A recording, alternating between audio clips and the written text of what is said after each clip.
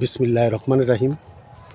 বাংলাদেশের প্রতিটি নাগরিকের স্বাধীনতার পক্ষের শক্তি, প্রতিটি নাগরিকের, সে কোনো দলের রাজনীতি করুক আর না করুক, প্রতিটি মানুষের এখন ফরজ হয়ে দাঁড়িয়েছে এই ইউনূস সরকারকে, এই সুদি মহাজনকে হটিয়ে বাংলাদেশের স্বাধীনতার পক্ষের শক্তি, যিনি বাংলাদেশকে একটা উন্নয়নের চরম শিখরে নিয়ে গিয়েছিল, সেই বঙ্গবন্ধুর কন্যা শেখ হাসিনাকে বাংলাদেশ ফিরিয়ে আনার জন্য প্রতিটি মানুষের এখন ফরজ হয়ে দাঁড়িয়েছে রাজপথে নেমে আসার জন্য। আপনারা দেখেছেন যে আমি কয়েকটি ইন্ডিকেটর আপনাদের বলতে চাই। ডক্টর ইউনূস, আপনারা তো জেনেছেন যে ডিপ স্টেট, আমেরিকার ডিপ স্টেটের প্রেসক্রিপশনে সে এসেছে, সে কতগুলা এগ্রিমেন্ট করে এসেছে যে সে এসে বাংলাদেশকে আমেরিকার তাবেদার রাষ্ট্র বানানো হবে। সে মিয়ানমারের ওদিকে করিডোর দিবে, রাখাইনে এবং সেন্ট মার্টিন দ্বীপ আমেরিকাকে লিজ দিবে এবং বাংলাদেশের বন্দরগুলা দিবে। এ ধরনের এগ্রিমেন্ট করে সে কিন্তু এসেছে, এখন একের পর এক দেওয়ার চেষ্টা চালিয়ে যাচ্ছে। সে আপনারা দেখেছেন যে সেন্ট মার্টিনে মানুষ যাওয়া নিষেধ, ইমিডিয়েটলি একটু সামান্য পরিমাণে যাওয়ার লাইন করে দিচ্ছে। আর মায়ানমার দিয়ে, চিটং বন্দর দিয়ে অনেক এমন জিনিসপত্র আসছে, তা রাখাইন দিয়ে এই করিডোর দিয়ে যাচ্ছে মায়ানমারে, আরাকান এই নৈরাজ্য সৃষ্টি করার জন্য। আপনারা দেখেছেন যে মিরপুরে যে অগ্নিকাণ্ড ঘটেছে, 14-15-16টা মানুষ মারা গিয়েছে, হাজার হাজার এই গার্মেন্টস কর্মী বেকার হয়েছে। এরপরে আপনারা দেখেছেন চট্টগ্রামে কর্ণফুলী ইপিজেডে যেই 17 ঘন্টা অগ্নিকাণ্ড হয়েছে, 17 ঘন্টার মধ্যে প্রায় ওখানেই 35,000 গার্মেন্টস কর্মী বেকার হয়েছে। এই পর্যন্ত প্রায় 1 লাখ, গত 14 মাসে প্রায় সারা দেশে 1 লাখ, প্রায় 1,50,000-60,000 গার্মেন্টস কর্মী বেকার হয়েছে। এই 1-1.5 লাখের সাথে তাদের ফ্যামিলি নিয়ে কয়েক কোটি মানুষ আজকে ভুখা নাঙ্গা। বাংলাদেশের ডাস্টবিনের মধ্যে আপনারা দেখেছেন যে লাশ পড়ে আছে, শরীরে কঙ্কাল সার, এমন একটা অবস্থা হয়েছে।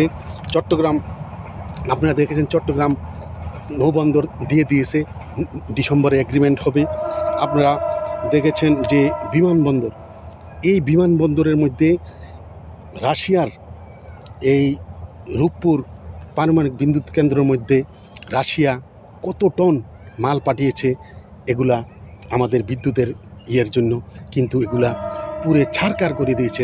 আমেরিকান সিআইএ বাংলাদেশে কাজ করছে, তারা খুব সুন্দর মতো এই বাংলাদেশকে কিভাবে একটি ব্যর্থ রাষ্ট্র করা যায় তারা সব কাজ করে যাচ্ছে। এই বিমানবন্দরে সিআইএর এজেন্টরাই এই আগুন লাগিয়ে রাশিয়ান এই রূপপুর পারমাণবিক কেন্দ্রর যেই মালগুলো এসেছিল রাশিয়া থেকে, তা ছারকার করে দিয়েছে। গতকাল দেখেছেন আবার কক্সবাজারেও একটা প্রাইভেট ভার্সিটিতে আগুন লেগেছে, মাদারীপুরে বাজারে আগুন লেগেছে। এরকম সারা বাংলাদেশের বিভিন্ন জায়গায় যা হচ্ছে, শিক্ষকদের তাদেরকে এভাবে কুকুরের মতো পিটিয়েছে শিক্ষকদের, তারা 20% তারা বাড়ি ভাড়া চাচ্ছে তাদেরকে। আজকে দেখলাম 2,000 টাকা তাদেরকে বাড়ি ভাড়া দিতে যাচ্ছে। আরে 2,000 তো একটা ভ্যান গাড়ি রিক্সাওয়ালাও তো 2,000 টাকা, 4-5,000 টাকার নিচে বাসা ভাড়া থাকে না। তাদের ন্যায্য এই দাবিগুলো মানছে না। পাসপোর্ট সারা বাংলাদেশের যেই মানুষের যে পাসপোর্ট, কোনো পৃথিবীর কোনো দেশে এই পাসপোর্টের কোনো গ্রহণযোগ্যতা নেই। এমনকি পৃথিবীর সবচেয়ে গরিব রাষ্ট্র যেখানে না খেয়ে মানুষ মরছে, ইথিওপিয়া, সোমালিয়া, বাংলাদেশের পাসপোর্ট দেখে ওখানেও ভিসা দিচ্ছে না। আর ইউরোপ কান্ট্রিতে, সেনজেনভুক্ত কান্ট্রিতে এখন বাংলাদেশের নামে শুনতে পারছে না। আর ইউনূস বলছে যে সারা পৃথিবীর লোক বাংলাদেশের যুবক সমাজকে নেওয়ার জন্য তারা পাগল হয়ে আছে। আপনারা দেখেছেন যে 5ই আগস্টের পূর্বে মেট্রো রেলে আগুন দিয়েছে, বিটিভিতে আগুন দিয়েছে, সেতু ভবনে আগুন দিয়েছে, এই পুলিশ বক্সে আগুন দিয়ে বিভিন্ন জায়গায় আগুন দিয়েছে। তখন কিন্তু শেখ হাসিনা বলেছে এগুলা এই যারা আন্দোলনকারী তাদের কিন্তু আজকে আপনারা কয়েকদিনের মধ্যে দেখছেন যে যারা আগুন দিয়েছে, সেতু ভবনে আগুন দিয়েছে, বিটিভিতে আগুন দিয়েছে এবং এই মেট্রোরে আগুন দিয়েছে, তারা নিজেরা এই বিভিন্ন মিডিয়াতে তারা সাক্ষাৎকার দিচ্ছে যে তারা এই বিএনপি জামাতের অর্থায়নে তারা এই তারা কিন্তু অনলাইনে এবং বিভিন্ন মিডিয়াতে তারা সাক্ষাৎকার দিয়েছে, তারা এগুলা করেছে। কিন্তু এই তাজুল ইসলাম, এই আইসিটি আদালতের চিফ প্রসিকিউটর, সে বলছে যে শেখ হাসিনা এগুলো করেছে। কিন্তু এখন দিনের আলোর মতো তারা মিডিয়াতে বলেছে সেতু ভবনে তারা আগুন দিয়েছে, বিটি ভবনে আগুন দিয়েছে এবং মেট্রো রেলে আগুন দিয়েছে। তারা এই জুলাই যোদ্ধারা তারা এই আন্দোলন চাঙ্গা করার জন্য তারা দিয়েছে। এখন এ ব্যাপারে শেখ হাসিনাকে কীভাবে তারা আসামি করবে? সারা বাংলাদেশে যেভাবে পুলিশকে হত্যা করেছে দেখেছেন, এই পুলিশকে হত্যা করেছে, মানুষকে মব জাস্টিস করে এভাবে যেই ইতিহাসে নজিরবিহীন ঘটনা ঘটিয়েছে, তার জন্য তারা এই জুলাই সনদে তারা চাচ্ছে যে এমন একটা আইন পাস হোক যে ভবিষ্যতে কোনো সরকার আসলে যেন তাদের বিচার না হয়। কিন্তু আমি দৃঢ়কণ্ঠে বলতে পারি, 10 বছর পর হোক, 20 বছর পর হোক, 71 যুদ্ধ আমাদেরকে ফাঁসির কাস্টে ঝুলতে হয়েছে, বঙ্গবন্ধুকে হত্যার জন্য ফাঁসির কাস্টে ঝুলতে হয়েছে। এই যারা এখন এই অপকর্মগুলো করেছে, পুলিশ হত্যা করেছে, মেট্রো আগুন দিয়েছে, এই মানুষকে মুগ্ধর মা বলছে যে আমার ছেলেকে তাদের একটা লাশের দরকার ছিল, আমার ছেলেকে মেরে তারা লাশ আন্দোলন চাঙ্গা করেছে। আবু সাইদের বাবা বলেছে, সে তো ছেলেকে নিয়ে মিথ্যা বলবে না, সে বলেছে আমার ছেলেকে দাফন করানোর সময় আমি দেখেছি যে তার পিছনে, মাথার পিছনে রক্ত, গুলির মাথার পিছনে ছিল। সেনাবাহিনী প্রধান, আজকে দেখলাম সেনাবাহিনী প্রধান মখদুজ্জামান বলছে যে আমাদের কি দোষ, আমাদেরকে নিয়ে মানুষের নানান কিছু। আমি স্পষ্ট ভাষায় বলতে চাই, যারা মিডিয়াতে দেখেছেন 5ই আগস্ট বঙ্গবন্ধু কন্যা শেখ হাসিনা যাওয়ার পর ক্যান্টনমেন্টে এই ওয়াকারুজ্জামান এই মিডিয়াতে দেখেছি, সে বলছে বারে বারে শফিকুর সাহেব কোথায়, শফিকুর রহমান সাহেব কোথায়, জামাত একটা নিষিদ্ধ দল।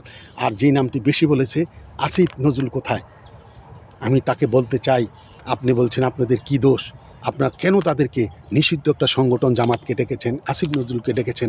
বাংলাদেশকে বিএনপি সহ আর কোনো দলের নেতা ছিল না, জাতীয় নেতা ছিল না তখন। এই আমেরিকার এই প্রেসক্রিপশনে আপনিও জড়িত।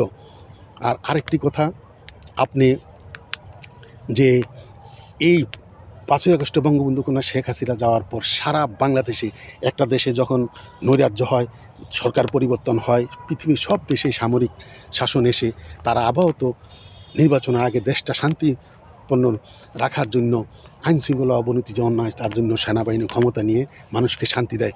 কিন্তু আপনি ডক্টর ইউনূসকে বসিয়ে সারা বাংলাদেশে মানুষের, আওয়ামী লীগের নেতা একদম অত্যাচার হয়েছে, মুক্তিযোদ্ধাদের জুতার মালা দিয়েছে, মুক্তিযোদ্ধাদের বাড়ি হামলা হয়েছে, মুক্তিযোদ্ধা সব কিছু বেনিশ করে দিয়েছে, মুক্তিযোদ্ধার মূর্তি ভাঙা হয়েছে এবং এমনকি ভাষা সৈনিকদের মূর্তি ভাঙা হয়েছে।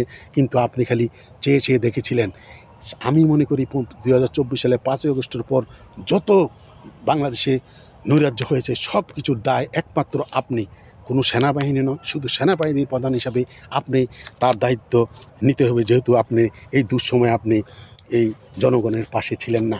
তাই সারা বাংলাদেশের নেতাকর্মী ভাই বোন যারা আমার কথা শুনছেন, সবার কাছে অনুরোধ করব, আপনারা ঐক্যবদ্ধ থাকুন, সব কিছু ঠিক হয়ে যাচ্ছে ইনশাল্লাহ। বাংলাদেশ আওয়ামী লীগকে বাদ দিয়ে নির্বাচন করবে, যা চিন্তা করে বোকার স্বর্গে বাস করে। নির্বাচন ফেব্রুয়ারিতে হবে না, আগেও বলেছি, এখনও বলে যাচ্ছি। কেন? আমি ইন্ডিকেটরটা বলি।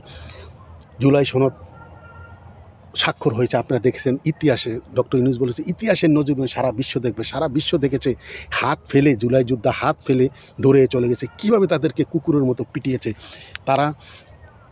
এই জামাত বলছে স্বাক্ষর করেছে, কিন্তু জামাত বলেছে নভেম্বরের মধ্যে গণভোট হতে হবে, বিএনপি বলছে গণভোট হবে এই জাতীয় নির্বাচনের সাথে। এনসিপি বলতে তাদেরকে শাপলা মার্কা দিতে হবে এবং আগে জুলাই সনদ বাস্তবায়ন করে গণভোট করে করে এবং তাদেরকে শাপলা দিয়ে তখন নির্বাচন হবে।